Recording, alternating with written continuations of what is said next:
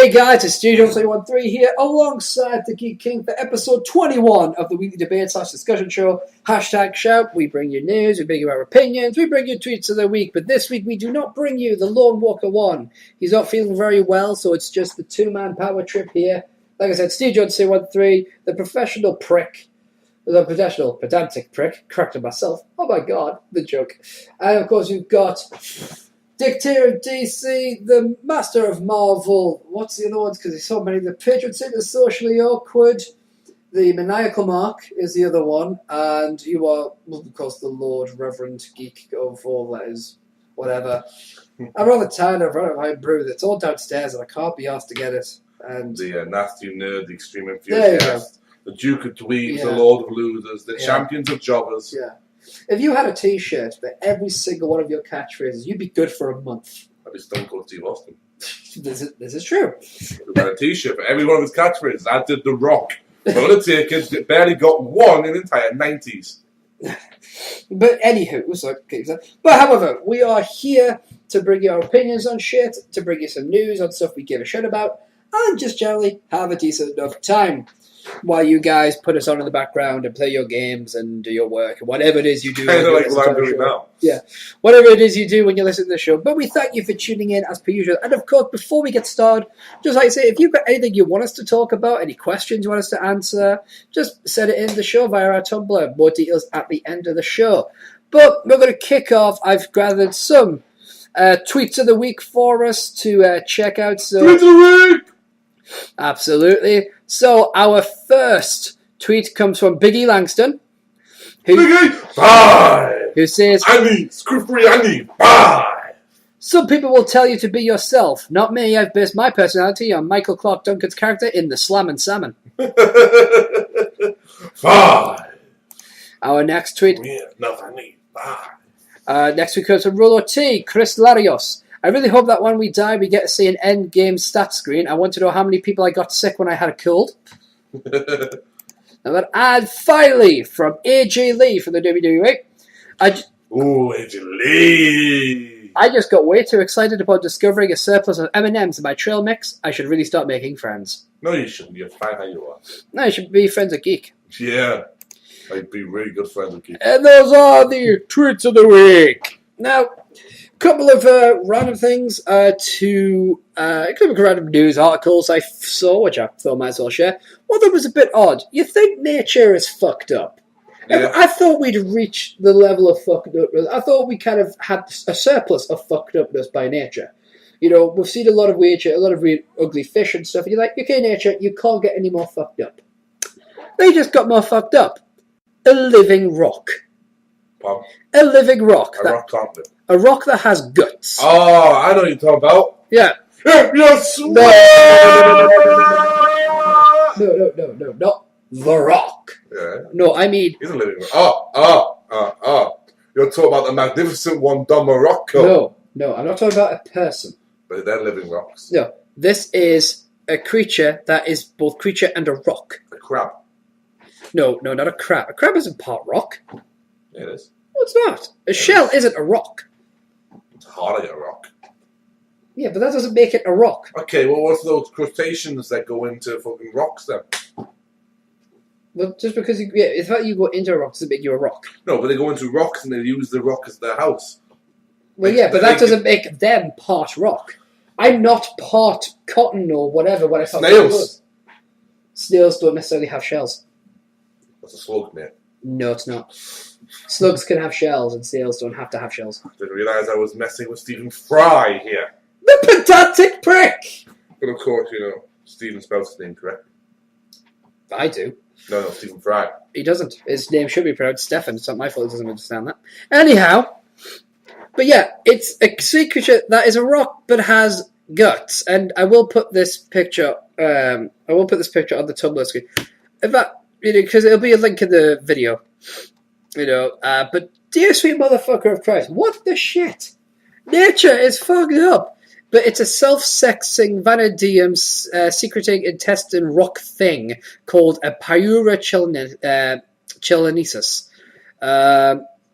So yeah, what the fuck is it? I don't. It just like I said, I'll put the link in the description.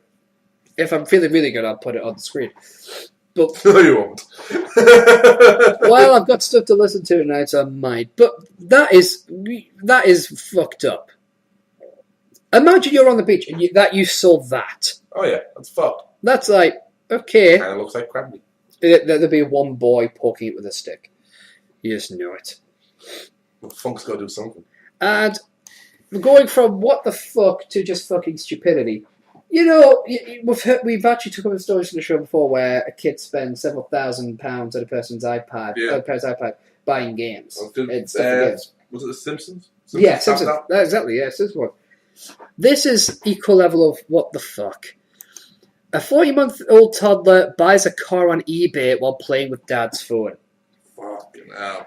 This is a report on Gawker by Taylor Berman.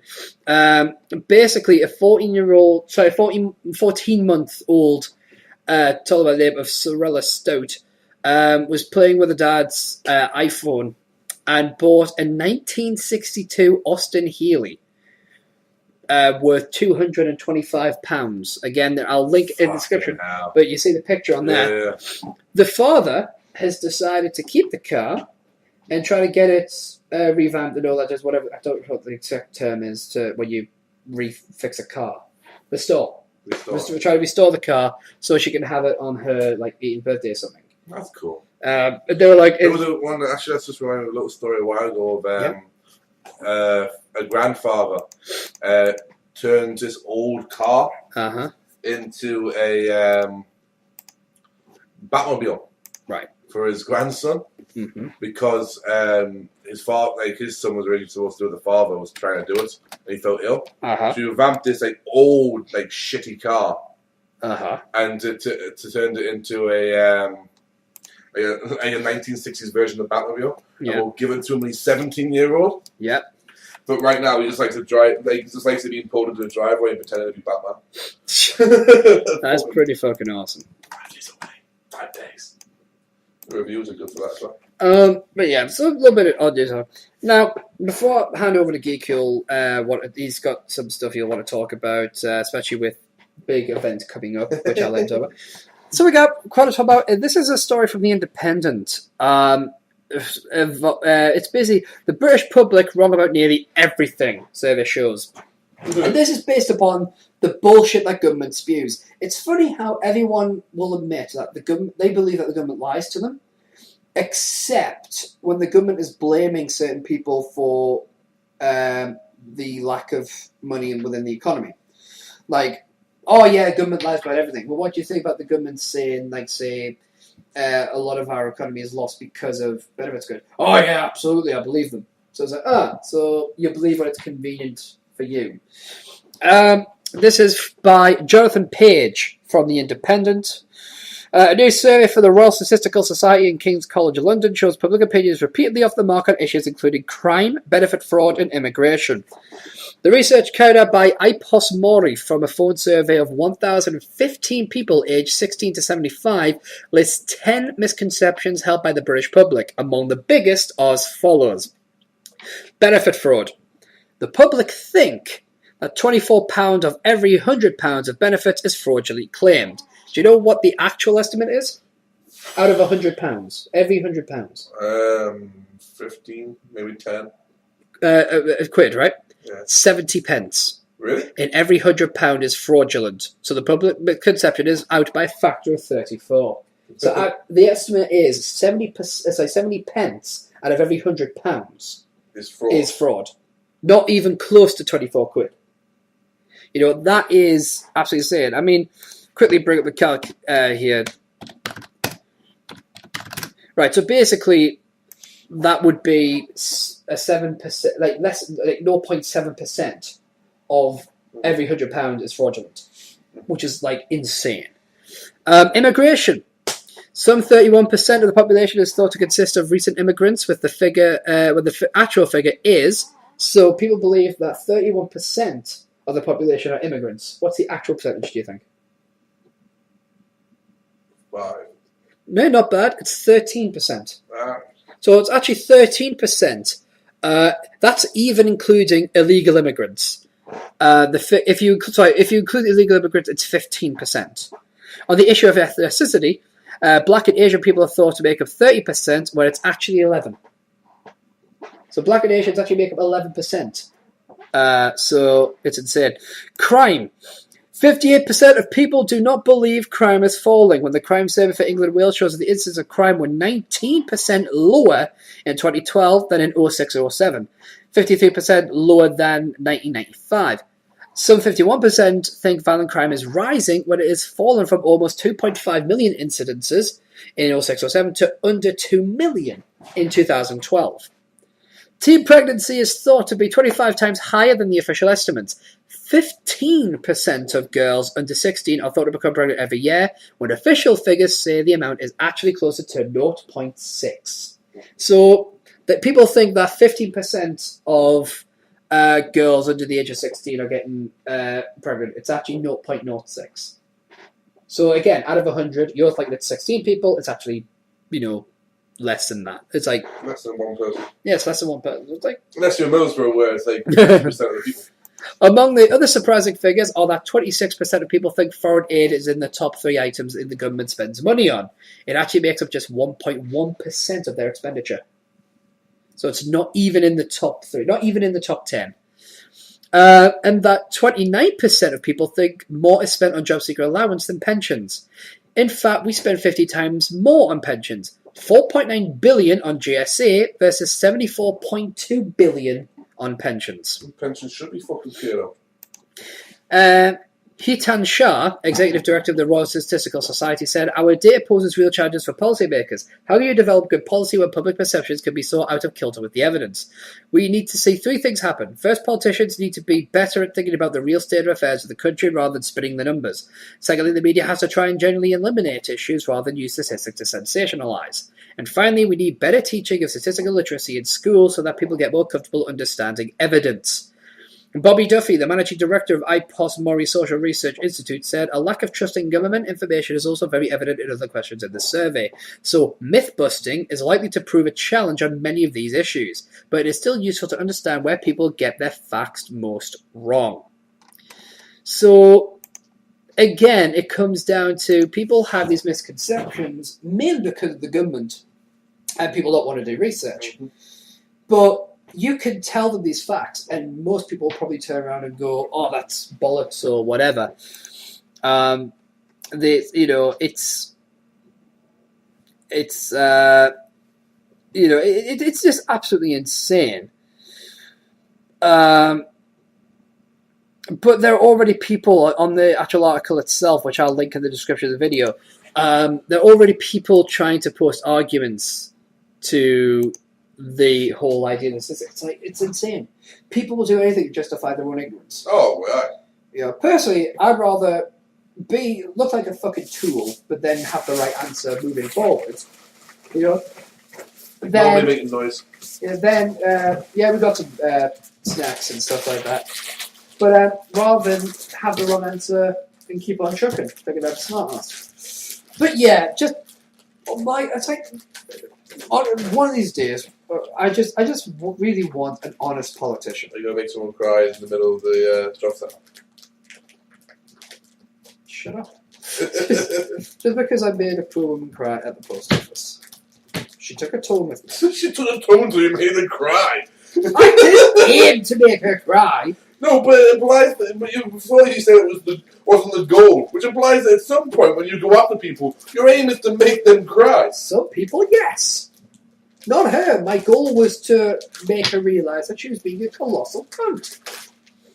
And I think you did that. Yeah, but I didn't mean to make her cry. But she cried nonetheless. Maybe get an apology or something, but no. But anyway, I went back and fixed it. Yeah, somehow. Because I'm the genius! Irony! Anyway. But yeah, just absolutely maddening. There's some of the fucking ignorance against. I mean, it's the same thing with like the BM. It's what gives the PNP and the English Defence League and the UKIP fucking power in this country. It's that ignorance of all these immigrants. It's like there's less than that. So shut the fuck up, fucking cunt bags. But anyhow, now that I've used that word twice, But we should move on and talk about something which is actually positive. I remember when we weren't allowed to use that word. Yeah, but we don't care anymore. We don't really give two shits about the old blip. We don't. No. Alright then. What I don't understand as well, it's like, how come, on that show, on that website, we got fucking messages where we're unimportant people. We're definitely unimportant at the time.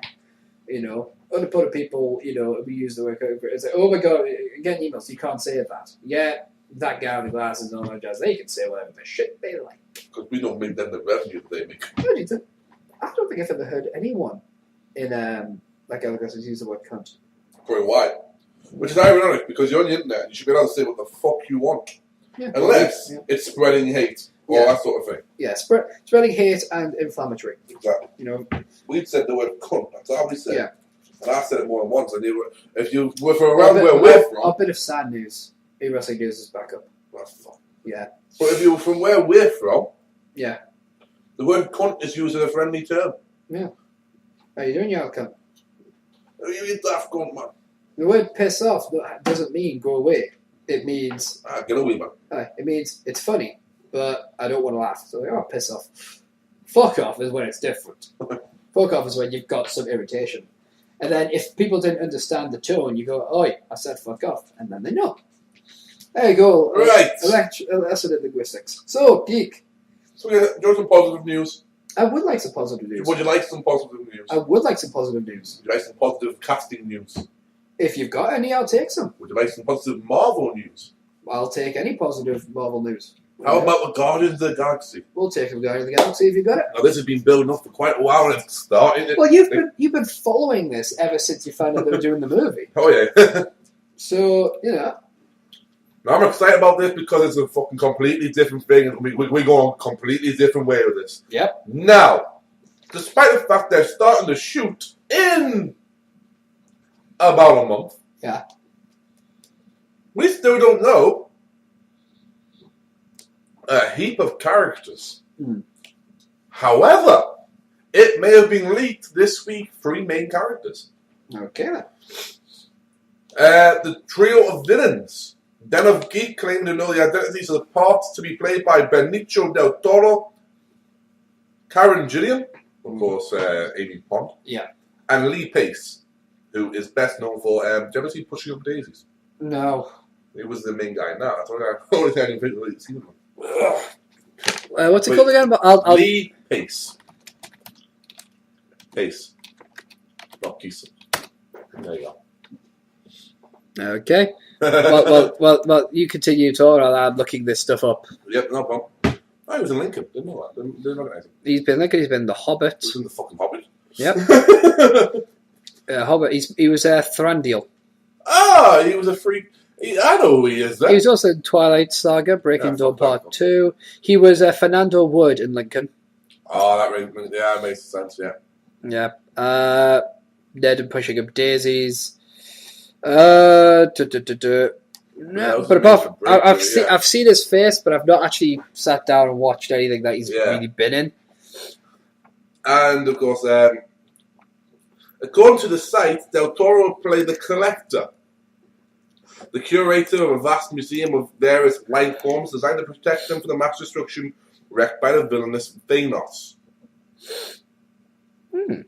Now, this is quite cool because it may sound well-intentioned, right? Yeah. But in actual fact, he's usually a villain, like a major villain. All right. Because he's collecting them against their will. Right.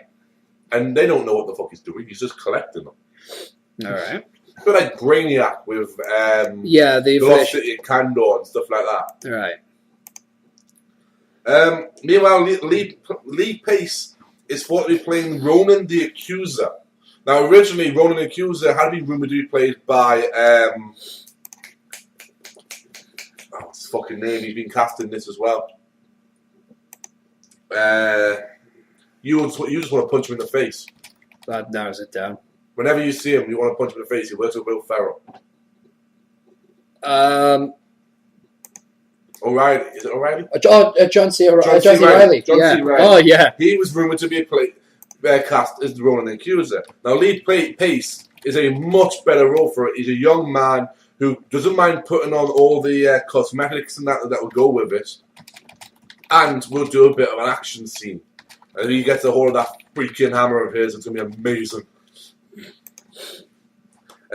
Ronan Accuser is part of the alien Kree race and son of Thanos, which is in certain universes. I have to stress that. Yeah, he's not. I'm reading this from an article. It says he's just flat out the son of Thanos. Yeah, he's not. In Earth 616, the main universe, he's not. In the Ultimate Universe, he is the son of Thanos. Continuing to connect the aforementioned Big Bad will be Gillian's character, Nebula. Right. A space pirate claiming to be Thanos' granddaughter. Right. Now, what's great about this is that Funk is in love with Amy Pond and the actress Karen Gillian. If we tell him she's going to be playing a space pirate, he may suddenly become well again. Possibly, you don't know. Whether or not these casting predictions turn out to be true is obviously it's all up to hearsay in a minute. And what we are pretty much getting told though is that Thanos isn't going to appear in the Guardians of the Galaxy. He'll be the big bad in the big bad in the Avengers too.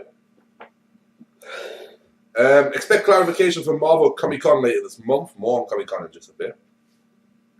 Directed by James Gunn, Guardians will open on the 1st of August in the UK 2014. I'm very excited for that date. Hellboy 3. I mentioned how Hellboy 3 might be happening next week. Guillermo del Toro described Hellboy 3 this week as very unlikely. Right. The first teaser poster of Captain America: The Winter Soldier has been revealed, showing what appears to be Cap's shield with the paint off it and just the metal showing and the star, and the red is all off. It's stripped bare to its stainless steel, stainless adamantium vibranium, combination. Yeah. The vibranium, is that the material that the ships are made out of, the star making Captain America shield out of? Because it Ultimate Avengers, yeah, because it reacts to a particular vibranium. Yeah, vibranium. It's a rare metal found in Wakanda with the Black Panthers country. Because it was the same species. Yeah. What's interesting about this is the way they've done it makes it look a lot like the Winter Soldier. Bucky Barnes is, for spoiler alert there, if you don't know who the Winter Soldier is. On top of his bionic arm, he has a bionic arm. His arm gets ripped off during some sort of mission. Right. And he has a bionic arm. At the top of it, they place a blue, it's all like same steel adamantium arm. Yeah. And they place a blue star, a blue circle with a white star on the top of his shoulder on his bicep. And it looks very much like that. Yeah. So it's sent the fucking geek universe and the Marvel lights going nuts. Aye. Co-starring Kobe Smulders, Emily Van Camp, Sebastian Stan, and I love saying this, that's why I'm going through it again, and Robert Redford. And directed by Anthony and Joe Russo, Captain America: The Winter Soldier opens in the UK the 4th of April, 2014. Expect a lot of updates because Marvel confirmed last week that both For the Dark World, which opens in November, and Captain America will be at Comic-Con with them. Now you talk about the adamantium vibranium thing there, right? Yeah. If, let's see, like, in real life, right? Mm-hmm. If you took every single metal known to man, right, melted them down to liquid form, and combine them together, and then let it cool, what would the properties of that new metal be? Fuck no. I really want to. I know it sounds like it would be a stupid and costly thing to find out, but I really want to find out, damn it. Well, when you've got Tony Stark's money, you can do it. Yeah. Remember in Iron Man 2, like when he's dying, he has to find the new element that his father. Yeah. The idea is that's vibranium. Yeah. That he finds vibranium. But part of the problem is that obviously different metals have different cooling points, and when you're pouring something that has a cooling point into the mixture, you fuck it up. Yeah. So. Well, anyway, that's a little thing that I've been wondering since I was a kid. I mentioned it in passing in the past, so I'll mention it again now. Jeff Daniels says Dumb and Dumber should begin filming in September 2013. What to do? And he says that both of them will be middle-aged and still that stupid. I mean, honestly, was there a big demand for this? No, but as soon as it was announced, everybody wanted to hear it. Fans of the original wanted to see it. So. But yeah, I mean, but essentially for me, I was like... I don't like the original. Just, why? I mean... My response was, really? Yeah. Almost Miz-esque. Yeah. Really? Really? Disney are lining up a live-action Jungle Book remake. Why? Oh, this for me is not new news. It is for Total Film somehow, but I heard about this about a month ago in Hollywood Babylon with Ralph Garman and Kevin Smith. Yeah. Apparently they're looking for a director. According to a source, Disney is currently looking for a director to head up the project in a second attempt at a live-action adaptation after Steven Summer's effort failed to have anywhere near the impact the animated version had. Because if you remember that, it was Jay Kipling's or whoever the fucking did it. Live action. It started young Lena Headey and Liu Kang from Mortal Kombat, I believe, as Mowgli. I can't remember that. And they were grown-ass men. So far, it looks like Justin Marks has been hired by Disney to write their version while the search for a director goes fully underway. So long as there's still a bear in a grass skirt, we'll be happy, say Total Film. Fair enough. Vin Diesel! Oh, what about him? I will mention him later. Oh, okay. I will say one thing. There's so many fucking movies coming out. I mean, the last time I got excited about a movie coming out was probably Despicable Me 2. Because it'd be like the first one. I haven't really been excited about many movies coming out. I see some movies that I've kind of got... Well, we were Man of Steel. We were both... But Man of Steel, I was like, oh, hang on a second. Now that looks good. But this relates to a question I've been asking people on Ask. And you can find us both on Ask, by the way, but again, links at the end. I am sick and tired, and I'm sick to death of fucking film critics outside of the realm of entertainment. So I'm not talking about that guy with glasses, angry video game nerds, random people on YouTube. You guys, you're trying to entertain people more than inform people, really. That's why I like... that's one thing that Lord Katz said, which I agree 100%. We're not journalists or critics, we're entertainers.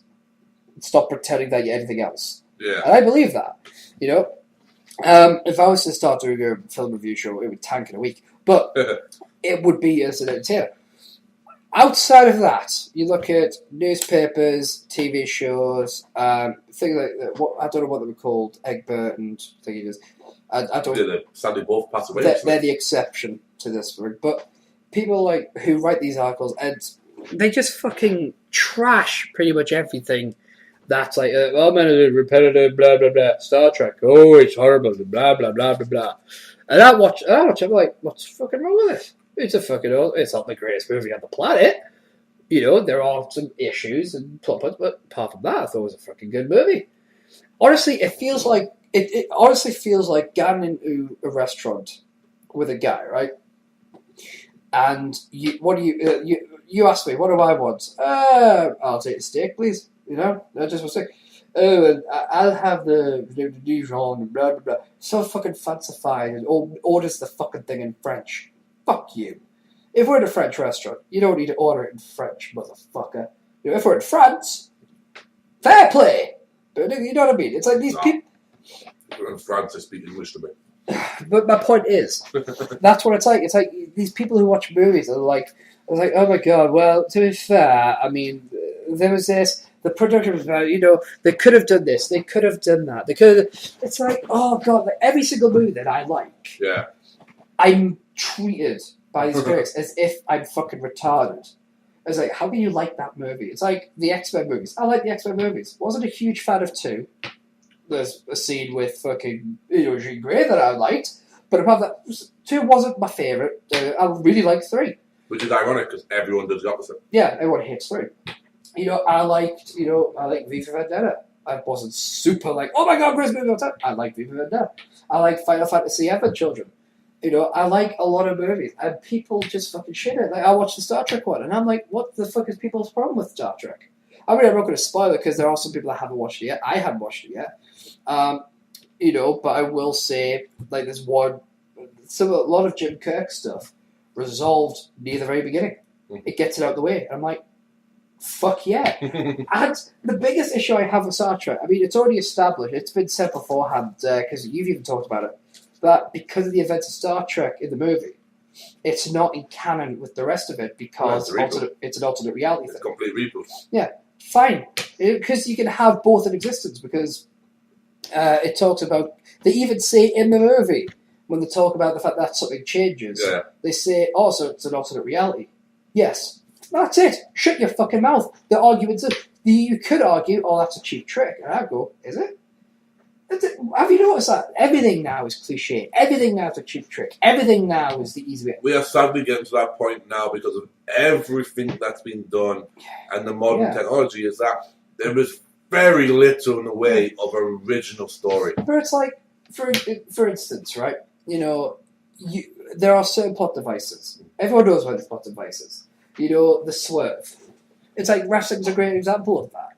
You know, there's only so many times you can find an original way of doing story. You are going to repeat some things. You know, the betrayal of the friend, the man that's been behind it all along, the unholy alliance, the unlikely duo.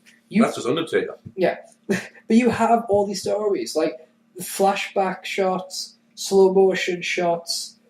Another one which is being used a lot these days, I've noticed, I don't know if anyone else has, it's the silence, where there's no noise at all, and everything happens without music, without sound effect, nothing, and then it does almost like an explosion in reverse. Boom! Yeah, it's kind of like... Yeah. You know, it's like that now, which I like that. I liked in Star Trek that most scenes involving the space is quite like, there's a scene where, and again, it's not spoiling, they have to do a space jump from the ship down to the atmosphere. And they're jumping in space, so they start falling. And the only thing you can hear is their breathing, because that's what they can hear in their head. Oh, So you hear the... as they're falling towards the atmosphere. And you're just like... That's fucking cool. Fuck. Yeah. That was... And it's just like... You know, but people shit on so much. It's like, oh, this director has a love of light. I mean... This director has... It's like... For me personally, I don't usually listen to them. I'll see what they've said. Yeah. I don't usually listen. I try to make my own decision. Yeah. Unless it's been universally one way or the other. Yeah. If it's usually universally there's a consensus. And it's gotta be, for me, I don't listen to the fucking papers. Yeah. Because to me, if you're a film critic, you wouldn't be writing the fucking Sun or the Star. Oh, no. Definitely not the Metro. No. Metro's a big... Metro is simultaneously the biggest piece of shit and yet the most entertaining for me to read. Because at half of it, you've got things like cool side stories, cool stories about some events happening. It lets you know about certain stuff that's happening around your area. Yeah. But then it's like the green room. Ooh, Katy Perry has said that she wants a moon double. So it's like, no one gives a shit, and if they do, let them die. It's just like... I don't listen to fucking radio ones either. Because if you're going to give me a film review you can do 3 film reviews in 5 minutes, get the fuck out of my way. Yeah. I mean... Total Film, Empire, Sci-Fi Magazine, stuff like this, I'll listen to a bit. Yeah. Other film directors, they go, man, I picked this out, it's really good. Yeah. That would spark my interest. Yeah. Or someone goes, I watched this, I wasn't a fan of it, but it was okay. That would make me go, Yeah. People on Twitter can go fuck themselves as far as their film reviews go. Well, I think for me, part of the problem is, like, say, big problem. Out of us two, we both go and see Guardians of the Galaxy. Which one of us should write the review? Me. Exactly. Why? So I know the characters, I know the story. Bush, exactly. I don't. But a lot of these reviews are going to these movies like, oh, well, I didn't get why they did this and blah, blah, blah. And it's like, well, if you knew the story, you know. And no, but there's also the problem, though. If I go watch it, I'm too close to it. You could be. So I can react to one way or the other with it, like, with extreme prejudice. But it's like, we're getting this point now that everyone, again, it's like going back to the restaurant, everyone thinks they've got the most sophisticated palate in the world. There's nothing wrong with mediocre. There's nothing wrong with like, I'll buy some steaks from Asda. I don't go to the butcher's every time I want. It's very rare I go to the butcher's to get a fine steak. If I was I'd be going to Newcastle Granger Market. Oh yes. And get the steaks from there. They got some lovely fucking steaks. But I can't. So I go, and it's fine. I mean, today for lunch, we had frozen cod. Cod that was bought from fucking Iceland, you know. Nothing wrong with that. Yeah, very good. And it tasted really fucking nice. You don't have to have the best. In fact, even, I'm trying to remember his name. Oh, he's a not necessarily a food critic, but he's well renowned for his tasting ability. He's like, it's going to be mad. He's going to be trying to be mad. Calm down, dear. No, it's not. Not Winner. Michael Winner. He's dead now, isn't he? Yeah, he died a few months ago. Oh. Is it Robert Guilford? No. That's not him. Sure, I'll look it up there. I'll probably in the credits like motherfucker. It was this person. See how many people actually watch the credits to see that comes in now. Yeah, but even he said, you know, the best is bullshit. Uh-huh. You know, it's like at the end of the day, it's about what you like. I like, you know, like if you give the option of would you like these fine chocolates from such or would you like a Whisper bar? Give me that fucking Whisper bar.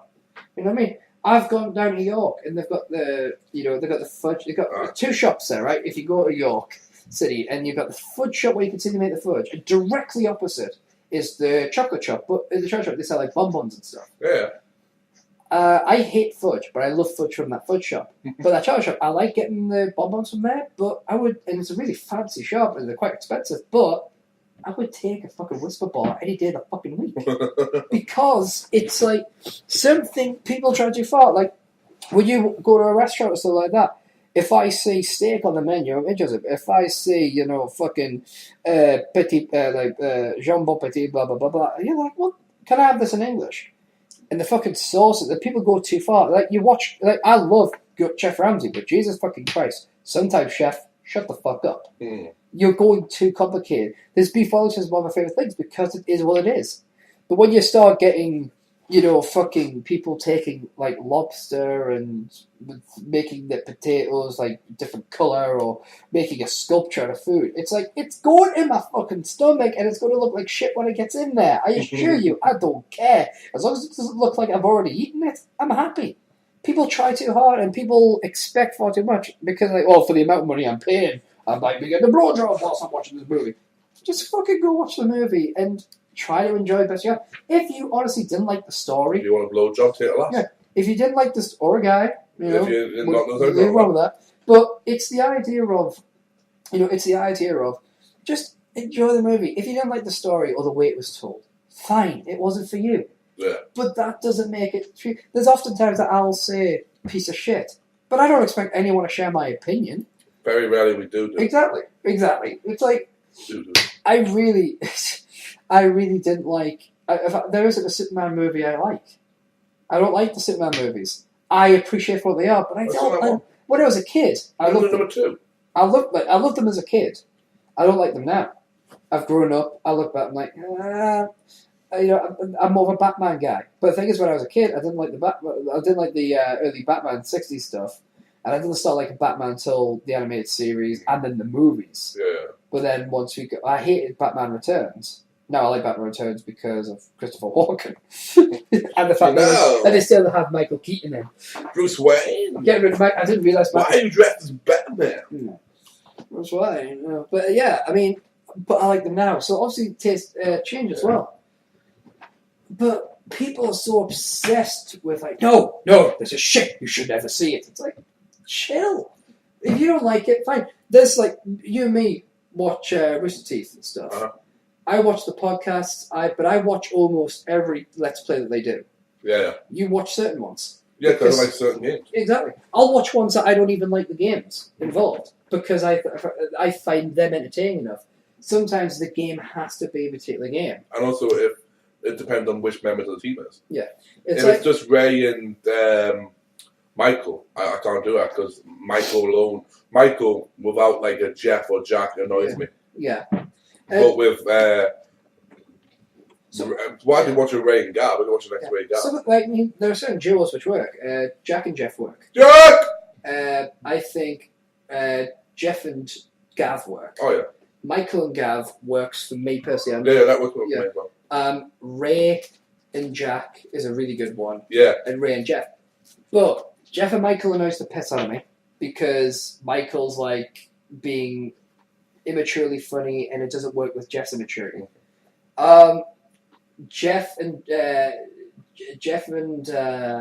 Ryan's kind of like Ryan. I honestly feel like Ryan's acts at times like he was hired because he sounds like Jack, so they could have a spare. But then they were told, no, in order to get our money's worth, we have to use him. He's a good talent. He's really cool. I've got nothing against him. But sometimes it's just the way he acts. He seems to have a certain shyness about him. Yeah. But I don't really see him work. To me, he's like one of the background peeps that gets on camera quite a lot. He's on the couch. Yeah. Although he does have his own office space as well. Yeah. In the fucking back. He won the Tower of Pence this week. I have to go all the way to the fucking back. They'll do that awesome march. But yeah, ultimately, it's like people can like different things. And it seems it's getting worse and worse. And there are people who make it pretty bad on the internet as well. And as much as I like them, Lord Cat and Spoonie are big examples of this. They are very arrogant motherfuckers. At the end of the day, I find Spoonie to be not as obnoxious as Lord Cat. I don't follow Lord Cat. Because with Spoonie, he at least tries to go with his fans. He is a dick. There's no escaping that. He's a dick. But he tries to be more accessible to his fans and more willing to chat with his fans when they agree with him and does as well. Lord Cat is very much like, I'm right, you're wrong. And there is no leeway. And I find Lord Cat to be rather disrespectful. Whereas Spoonie is more, treats people as a troll. Careful. Oh, wouldn't want to be called out. Don't want the fucking mafia after us. I used to be part of the Lord Cat Mafia. The only reason I left because, first of all, the site, when he changed the site layout because he got his own server, I just wasn't, I could barely access it properly. And the fact that your username resets, so you're like, it's not like a membership status, but it's like, I couldn't log into SteveJones313 initially, and I have to go through a verification process. I was still waiting to be verified. I was like, well, fuck this noise. If you're going to take this fucking long to verify me, it's like I've got a fucking forum for the old DA Corner. It's a club I run on DeviantArt. And if I got a verification email, I'd be there straight away. No one's used it in fucking years. Literally, yeah. The last time it was used was 3 years ago. And recently, one of my friends actually logged into that and signed up because they realized I hadn't been part of it. And they were thinking I might be bringing it back, which I'm planning to. Verified it the same day. Yeah. And you keep on that shit. Obviously, he has tons and tons of followers. But if you're got a situation where you have to verify everybody, you need a decent setup to deal with that. Exactly. Speaking of things that people didn't necessarily like. Yes. That I personally don't find that bad. Okay. The League of Extraordinary Gentlemen. Yeah, good movie. Starring Sean Connery. Don't get what people's problems are. Well, I think the big argument was it wasn't in line with the graphic novel. Yes. Which is like, well, what do you expect? Is possibly being brought back to the screen. As a sequel or a reboot? The small screen. As a series? Mm-hmm. The comics book series where Alan Moore and Kevin O'Neill team literary characters from both the public domain and current literature, putting them in heroic and often not so much heroic situations, has hit a screen before. It was a big screen overall, not a very well received movie from 20th Century Fox. Well, Fox is ready to try again, but this time in a TV pilot. Michael Green, known for the comic book adaptations like Green Lantern's live-action movie, Smallville, and the superheroics Heroes, is writing and executive producing the pilot. With a second EP from Green series Kings, Erwin Stoff, Moore and O'Neill were not serving the show in any official capacity, and their initial reports don't indicate any response from the creators. Moore has historically been opposed to adaptation of his work, having no official say on the original League of Extraordinary Gentlemen adaptation, and Moore recently turned down all money from the Watchmen film. Fucking hell. So, you could be getting, it looks as if you're going to get a pilot from the League of Extraordinary Gentlemen, which to me sounds pretty fucking good. I mean, it sounds like something I could get behind. Diamond's Halloween Comic Festival Diamond Comic Day distributors are supporting a second free comic book day this year. Oh. Outside of the standard first weekend of May, Diamond publishers from Archie to IDW to Marvel and DC are getting in on the fun for Halloween Comic Festival. The second of its kind. Yeah. On October 26th and 27th, 2013, participating comic book shops will have free comics and mini comics, many themes to Halloween, with costume contests and special events. This year we'll see 11 full-size and 11 mini comics made for the event from 14 publishers. Check your local comic store to see if they participate. In the full list of free comics with descriptions follows. Action Lab Comics will bring Skyward into the Grim. Archie Comics will give you Sonic the Hedgehog #1. A Halloween Sonic Fest just in time to launch of the newest smash hit Sega video game. So guess what they're doing there? Yeah. It'll be hot off the heels of Sonic Mega Man Worlds Collide Summer. Blockbuster, because them two are doing a combination. Yes. Aspen will give you Soulfire Genesis 13. Right. Avatar Disenchanted Debut. DC give you Batman Little Gotham #1. Right. And the Long Halloween #1. Long Halloween is a classic Jeff Loeb Batman series. If you want to see if you like it, this is a perfect thing to pick up. To see it, it's a free comic. You're not hurting anyone. If your local comic store is participating, get there early to pick this up. Otherwise, it will go. Yes. IDW Cartoon Network's Super Sampler. Marvel are giving you 4 God of Thunder #1 and Ultimate Spider-Man Adventures #1. Both of them are really good. Ultimate Spider Adventures will follow as in line with Share Your Universe. Marvel has launched where make your universe their universe. It's in line with the Disney XD TV shows that they're launching. It's their idea is to help get the word out there and maybe have older comic book fans who have kids. Yeah. Make it their universe as well. Oh, that's good. That's kind of a cool thing, Viz Media. Junji Ito's Uzumaki. Yen Press, Miss Peregrine's Home of Peculiar Children. Right. Halloween Comic Festival 20 mini comics will include Action Lab Comics giving you Vamplex, The Legend of the Ghost Pony. Antarctic Press giving you Zombie Kid Diaries 3, The Walking Dad. Okay. See what they did there? Sounds like Walking Dead. Yeah. That's, an Englishman says it. The Walking Dead, The Walking Dad. Yeah. It's very fucking similar, mate. Yeah. Ape Entertainment give you Sesame Street #1, where Elmo will touch you in a special place because you're 16 years old. Okay then. That's a reference to the man who used to play Elmo.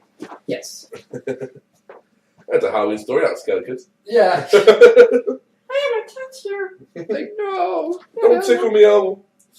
Arakia Entertainment gives you Pantalones TX Zombie Pinata. Pantaloons is fucking French. Archie Comics, Archie Pals and Gals. Boom Studio, Adventure Time. That's another one that will fucking set up quick, so I advise you get there. Dark Horse, Itty Bitty Hellboy. Okay. IDW, My Little Pony, Halloween edition. Don't worry, Funk, I'll pick you one up. Well, he loves it. He doesn't like MLP. Image Comics give you Super Dinosaur, which is fucking awesome. Super Dinosaur. A dinosaur sits there and smokes pot and plays Xbox. It's a fucking T-Rex. Unless I'm getting confused, which is probably fucking apt because I haven't read it in a while. Oni Press will give you Sketch Monsters, Attack of the 100-Foot Bugger. Viz Media will give you Ben 10 Omniverse Halloween Special. And that is all the comics currently going. So there is a few good ones there, particularly from DC. Yeah. DC giving you the Batman Little Gotham, which is just a little fucking funny book, I tell you, man. Aye. It's on the line of, for me, Baby X-Men versus Baby Avengers. That was fucking hilarious. Like, I was reading, like, what am I reading? And just couldn't put it down for the first, like, it was only a one-off. But I was sitting there going, it's fucking hilarious, man. Yeah. And The Long Halloween, though, is just it's a beautiful book, so definitely pick it up. Tim Sale is beautiful artwork, legendary designs of the characters as well, and Jeff Loeb. It really launched Jeff Loeb as a comic book writer in a big way. Like, after that, he could just do whatever he wants, and now Jeff Loeb is the man behind Marvel's entertainment. Yeah, like Marvel's TV and movie entertainment. That's the main shit.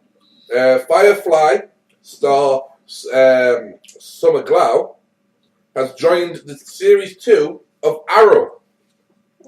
Everyone thought Summer was good. She obviously famously played River. I knew the name it would get me eventually. River Tam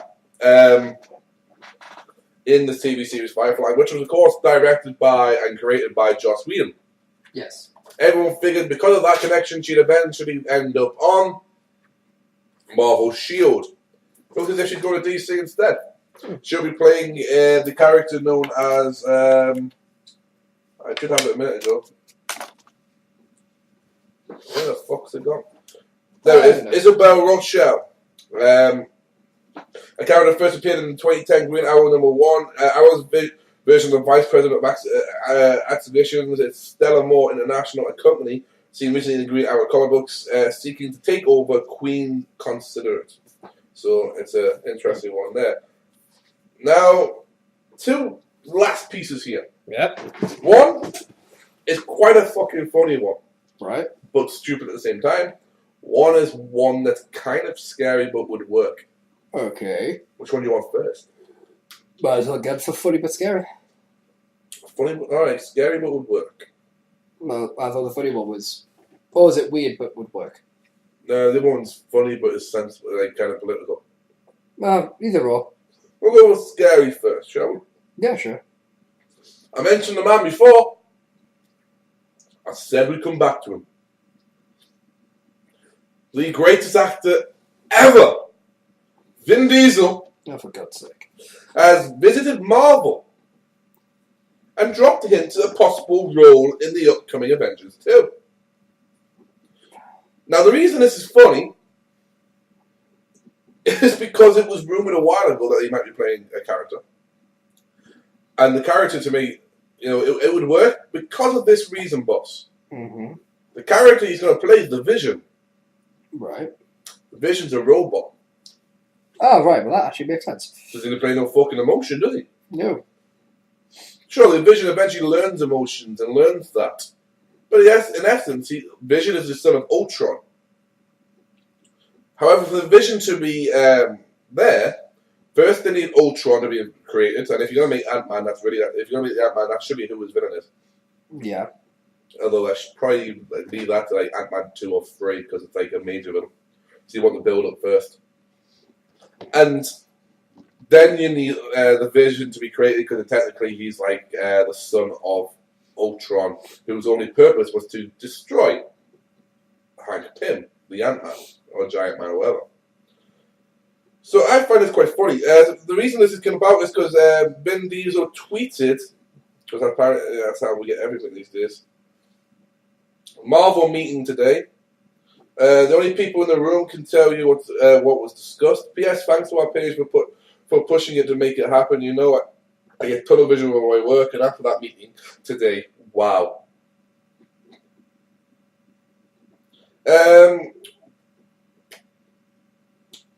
The reason everyone was wondering who he's going to be was because he took a picture of himself standing in front of the cover of Avengers 2, featuring Giant Man, prominently. Like, the picture was cutting off pretty much everyone else, but you saw Giant Man right behind him, the arrow pointing down, saying, "Introducing Giant Man."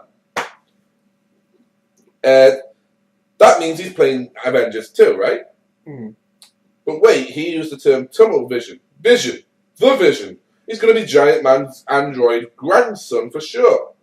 Well, there's not much there, of course. There are several other characters and cast, including a couple of Galaxy that will likely be voice only, a prominent alien baddie, and at least 3 Marvel movies on schedule with no titles let alone characters. So there are plenty of possibilities.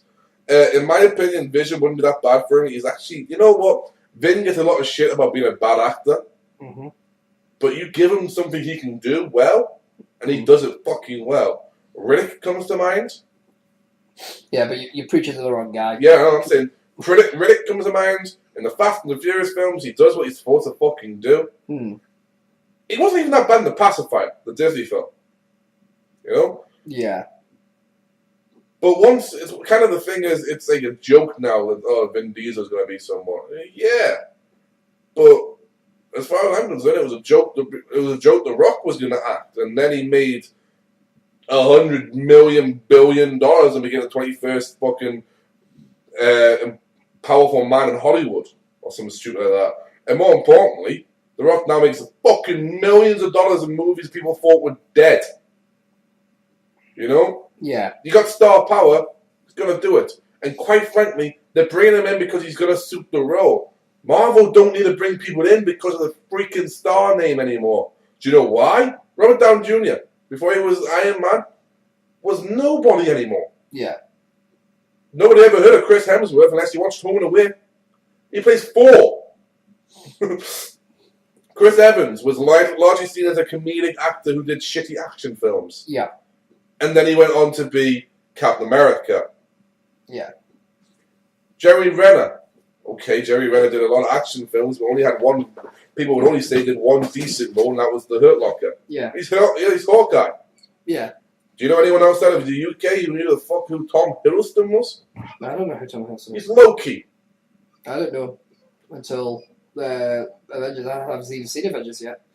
Mark Ruffalo was seen as this independent film guy. He went on to play the fucking Hulk. Samuel Jackson was a name. Yeah. But he wasn't even advertised for Iron Man 1. Yeah. He came out at the end after the fucking credits. Yeah. Scarlett Johansson. Yeah. Was tits and ass and could do Woody Allen movies. Yeah. Do you want to be the fucking Scarlet Witch? Sorry, Scarlet Witch. Fucking, I'm thinking about something else. Do you want to be the fucking Black Widow? Here's the thing.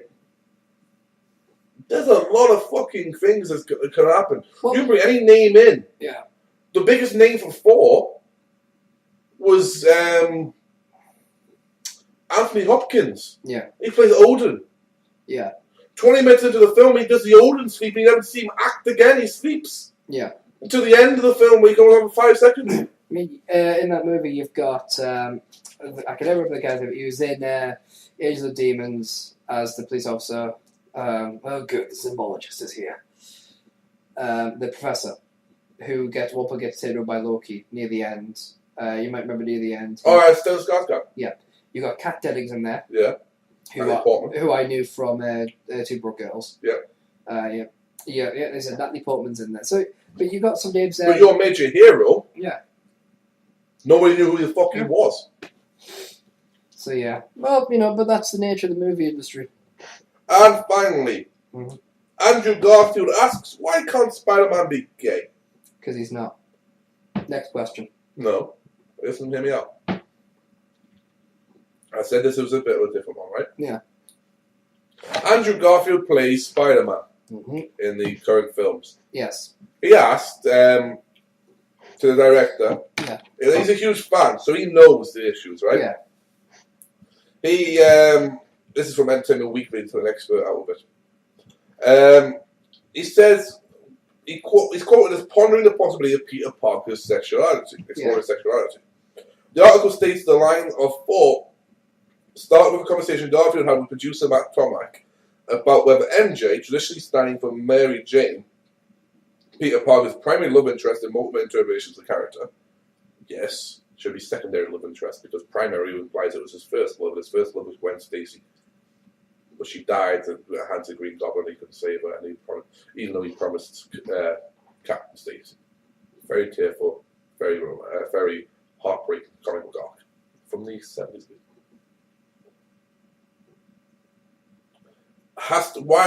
She has to be a female character. I was kind of joking, but kind of not joking about MJ Garfield to EW.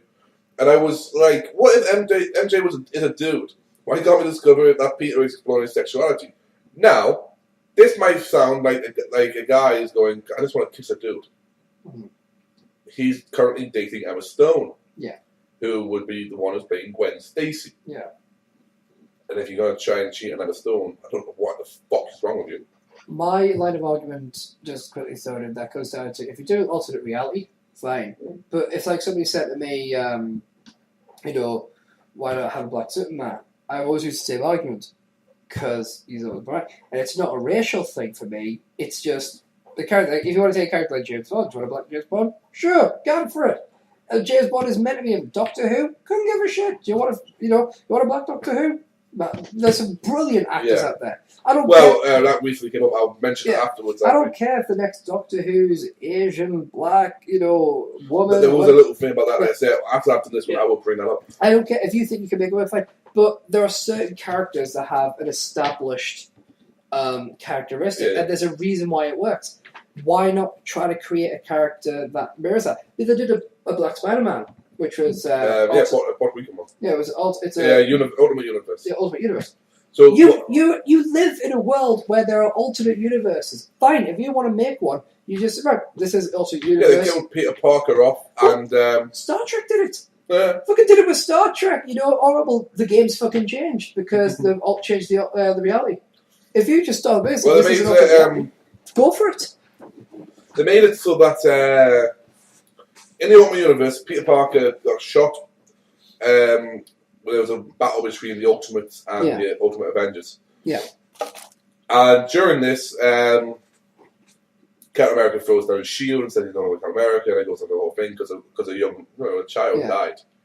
Because at the time, Peter Parker in the Ultimate Universe was 15, 16 years old. Yeah. So it was even more like a fucking what? Yeah. And then they find out Miles Morales, a Puerto Rican from, I believe it's Brooklyn, finds out he has similar powers to Spider-Man and starts donning the mask. Yeah. At which point he bumps into Gwen Stacy, and Gwen Stacy had a go saying how inconsiderate it is and that. Yeah. A man died like doing this. Do you think it's funny? Do you think? And he's like, no, I'm doing this out of like I wanted to pay tribute somehow. So it's a really great way of doing that. What he said, what Garfield goes on to say is, it's hardly groundbreaking. Why can't we discover that Peter Parker is exploring sexuality? It's hardly groundbreaking, so why can't he be gay? Why can't he be into boys? Further, the article states that Garfield has made an actor in mind for the part, specifically Michael B. Jordan, known as Wallace on the Wire. He's so charismatic and talented, Garfield is quoted. It's even better we'd have interracial bisexuality. Now, what Garfield a lot of the time does, which isn't always picked up by certain things, is very dry-witted when he's talking to interviewers, and sometimes not picked up. What I get from this, though, is that Garfield was just sitting there going, yeah, I was having a joke with I was joking around, but not joking around, like going, why couldn't we do this? It's like when you sit there and go, why, like you do it all the time. Yeah. Geek, why couldn't they do, like, this version of the character? Yeah. And it's like, I think that's what he's done with someone, and they've gone, oh, really? Like, suddenly they hear the word gay, and he says straight away, he's an English lad, so he says straight away, it's groundbreaking. Yeah. We had lesbians kiss on Brookside. Yeah. In the 90s. Again, for me, it comes down to when you're dealing with established characters, it depends who the character is and how you're going to go about doing it. If they turn, it's like one of the Green Lanterns. Okay, couldn't give a shit. Because it wasn't exactly like, okay, before they were a playboy, and they had deep-seated romances with women, then all of a sudden, oh, hello. It wasn't that. No. It was, their sexuality was never really a major part of the fact that, fine, it was Spider-Man. He has a major love interest. I mean, as much as I hate it, One More Day is a very important part of the Spider-Man universe, for what particular Spider-Man. So if you turn around to me and says, well, yeah, but in another universe, MJ might be the guy, all right, roll with that universe. Exactly. I don't mind that. It's not about, because people who know me know, I couldn't give a shit who you're fucking, how many of them you're fucking, whether you want to marry them, what colour they are, what nationality they are. I don't care. We're all different. He doesn't even like when I say I've had sex. The point is, but there are certain things. I don't even go into detail. But again, say, in one universe, Batman is Thomas Wayne, not Bruce Wayne. It is the Flashpoint. And Joker is actually Martha Wayne. Yeah, the Flashpoint does Bruce dies. You know, right? Yeah. In one universe, Superman is the head of Russia. Yeah. You want to say, right, in this universe, Superman's black. Okay. And that's it. I honestly don't give a shit. But there was a talk about the Superman one. Yeah. The Superman was at one point going to be cast as black. After the failed attempt of Tim Burton and Nicolas Cage. Yeah. With Kevin Smith's writing crew, and then Kevin Smith got axed, and Kevin Smith and Tim Burton said, "I'm rewriting this." Yeah. Shows what he knows about comics. They actually were trying to get Will Smith to be Superman. And there was not going to be no open about it. It was just going to be. Can I just say one thing about leave my boy alone. Will Smith? We're going to have a fight now, aren't we? No. I look at Will Smith a bit like I look at DDP, Samuel Jackson. You know, so they can't do everything. Yeah. Right. Will Smith played as a. I actually liked Hitchcock. So did I. I would love to see more of that, right? I would have loved to see the original version before it was PG and watered down. Yeah. But my issue is people keep saying, oh, as soon as you mention black actor, it's either Morgan Freeman, Will Smith, or Samuel L. Jackson. 3 names they immediately go, oh, this be good. It's like, dude, have you ever considered the possibility of one, using an actor which isn't one of those three, or two, maybe using an actor which just hasn't really been heard of much? Idris Elba. He's ready to come into his own. He plays Lucifer on BBC. He was Heimdall in 4. Mm-hmm. Unfortunately, he was cast also in the Ghost Rider 2, but I haven't seen that, so you know. Yeah. And he's really good. He's getting more and more roles. Yeah. And what's cool about that is that he's a fucking amazing actor. Yeah. And that's the point. It's like you don't know. People immediately go to Will Smith. It's like, why? Why do you think Will Smith? Because Will Smith's a great actor. Yes, he is a great actor. And I think he's one of the best actors in the race. You could put him in line with a lot of. You could probably put him in line at the same lines as Al Pacino or Robert De Niro. You know, you could put them in these same rankings because of the movie quality of movies he produces. My problem is, it was like at one point he was on a run of 20, 30 million opening weekends, and then he did Jersey Girl. And I went, but here's the thing. You don't... right, one of the greatest actors of all time, Al Pacino. Yo, Al Pacino, you want to be James Bond? No. Simple as. Well, we talked about last week. Al Pacino was offered the role of Richard Gere in Pretty Woman. Yeah. Which would have been a completely different film because rather than sitting there going, I don't want to fuck you, I just want some company. Al Pacino would have gone, I bought you! I swear, You suck my cock! I swear, there's a fanboy out there whose dream Superman movie would be Will Smith as Superman and Al Pacino as Lex Luthor. Al Pacino was offered the role of Superman in the 70s. Oh, yes, of course he was. No, he legit. I know, I said because you'd be talking about this. Honestly, I just think people... Because Marlon Brando is obviously in the first one and the second one, Jor-El. But at this point, Will Smith is everyone's token black actor. Yeah, no, he deserves more than that. He's a damn good actor. He's not... and here's the thing. Yeah. He can do a lot of range that people don't give him credit for. He can be funny and action in Bad Boys or Independence Day. Yeah. But then he can go and do, like, when he was a young lad, he did 6 Degrees of Separation, which is a beautiful, dramatic performance. Yeah. As is Pursuit of Happiness. Yes. You know, heartbreaking performance, Pursuit of Happiness. He's done movies. He's done movies such as I'm trying to remember what it's called, but he was the Love Doctor thing. Hitch, yeah. A nice romantic comedy. Yeah, and I mean, and this is all after like Freshman's Well. He's in Men in Black. I mean, Men in Black 2. I'll not go into. I haven't seen it, so I can't judge. But he seems to always be at least the decent one in shit movies when it's a shit movie. But there's very little I've seen him in which he's shit in. Yeah. You know what I mean? It's like it's very hard to find something he's bad in. In fact, I'm still waiting to find something he's bad in. After Earth, I haven't seen yet, but what I'm hearing is it's his son who's bad, not him. It's possible. I mean, his son is. Apparently, his son has 2 moods: breathing and brooding. Probably. But briefly, talk about. I was trying to bring it back now. Yeah. You know, you mentioned the Doctor. I did mention the Doctor. Yes. You ever hear about this week? What? That in America, they were going to make an American version of the Doctor, obviously. Really? Mm-hmm. Fucking hell. It's not going to happen. Thank God. This was in the 80s.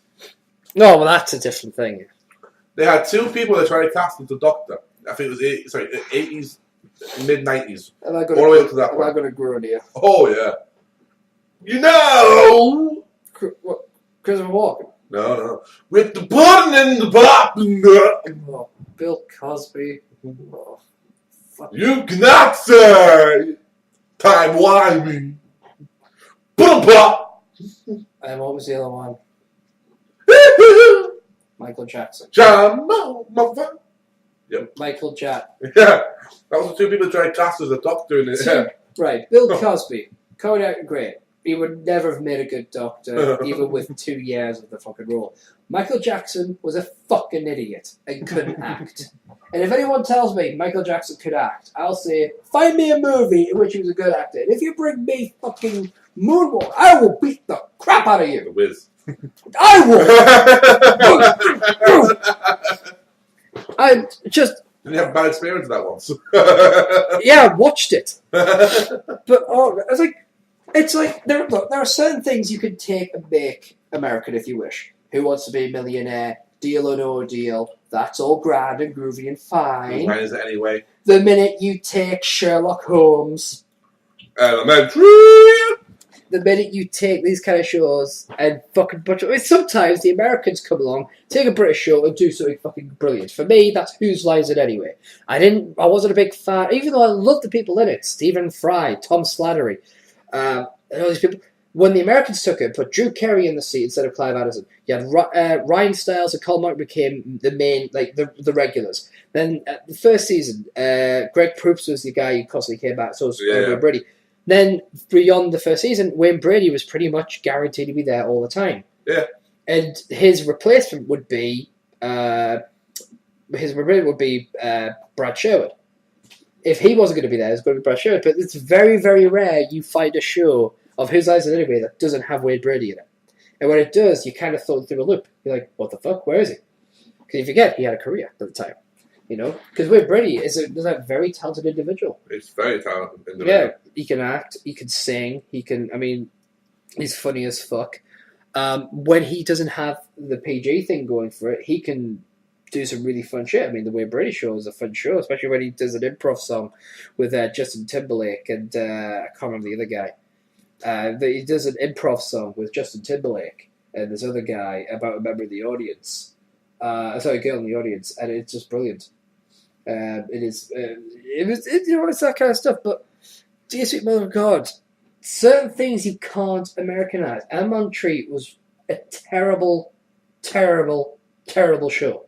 I found not a single redeeming quality in it. I mean, that's my opinion, alone.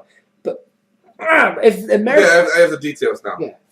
Paramount Pictures was developing a big screen version of the hit BBC series way back in 1988. Right. And a new book says the studio wanted the King of Pop to star. These days, Doctor Who is almost as well known to American audiences as it is the British ones, but that wasn't exactly the case in the 80s. Executives of Paramount Pictures were reportedly looking into introducing the character to the US. They had the perfect candidate in mind for the iconic lead role, Michael Jackson. According to the new book, now on the big screen, the unofficial, unauthorized guide to Doctor Who at the cinema, Jackson was at the top of the list of potential Doctors in '88 when Paramount was developing a feature based on the long run in BBC sci-fi series. Furthermore, author Charles Norton says that Jackson, who at the time had just revealed his own sci-fi movie, Moonwalker, was quite keen to take the role. Just as surprising a choice of Jackson was as the Doctor to be in the studio's rumoured second choice, Bill Cosby. So, it went Jacko Cosby.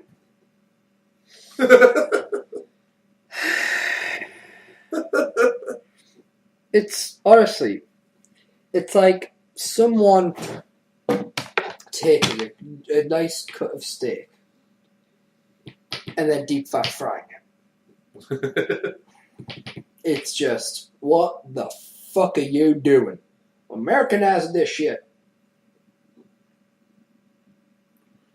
Certainly, the timing would have been fortuitous had things worked out. Yeah. In 1989, a year after Paramount was mulling the idea, Doctor Who went off the air in the UK. Instead of jumping dimensions from television to movie, Sylvester McCoy's third and final season as the show's seventh Doctor ended up being the last time audience would have their weekly fill of wibbly-wobbly, timey-wimeiness. Mm-hmm.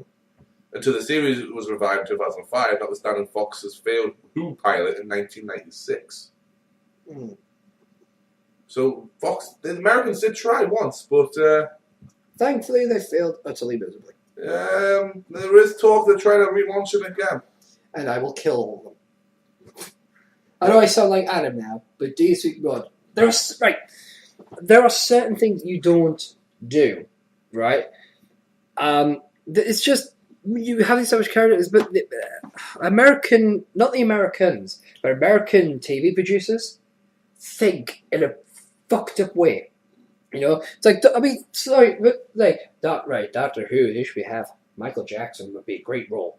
So you don't know anything about the character then.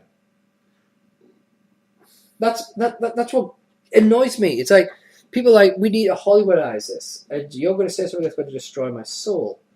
What's geek? What? Found an old article up here on Up Rocks, reported by the Daily Star. So take that what you want. Yeah. On Wednesday, June the 6th of this year. Big headline wrote, Jacko's girl lined up to be new Doctor Who.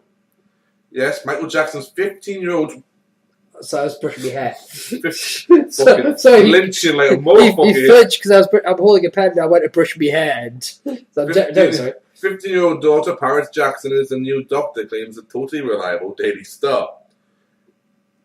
So, where did this get this specialist breaking news? As Bleeding Cool points out, they jumped to the conclusion because Paris jokingly tweeted, "OMG, I want to be the Doctor." They said any age and gender, right?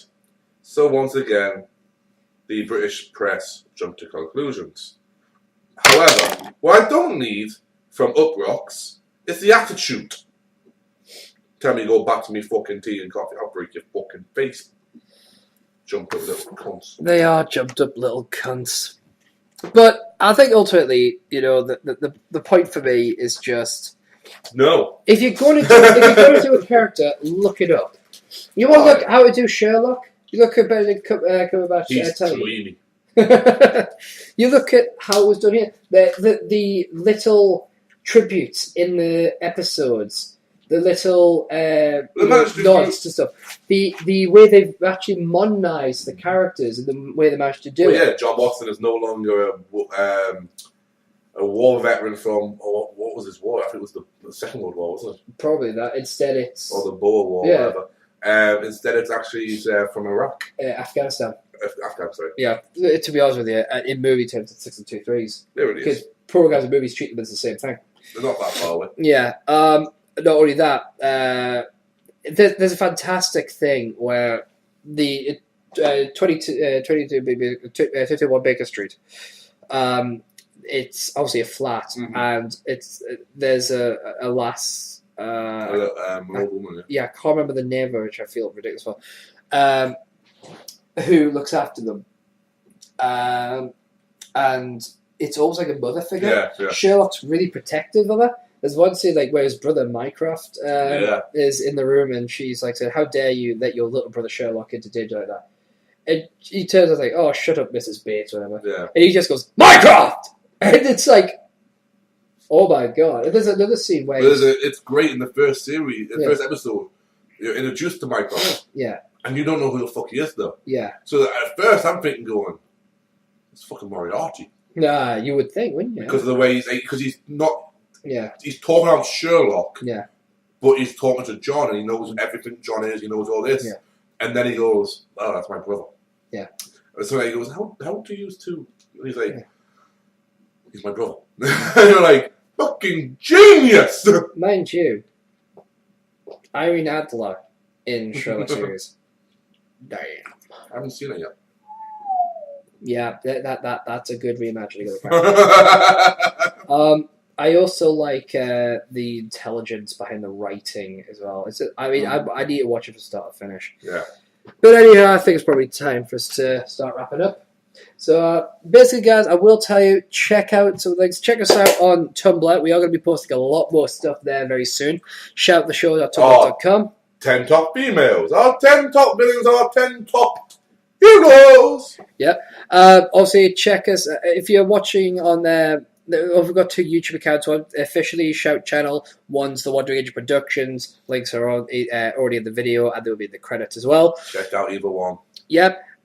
So yeah, check us out those forums. And we're also on Facebook, facebook.com/shout-the-show. But from all of us here at Hashtag Shout, it's goodbye from Geek. Goodbye. It's goodbye from me, and we will see you next week, episode 22, Weekly Debate / Discussion Show. Hashtag Shout.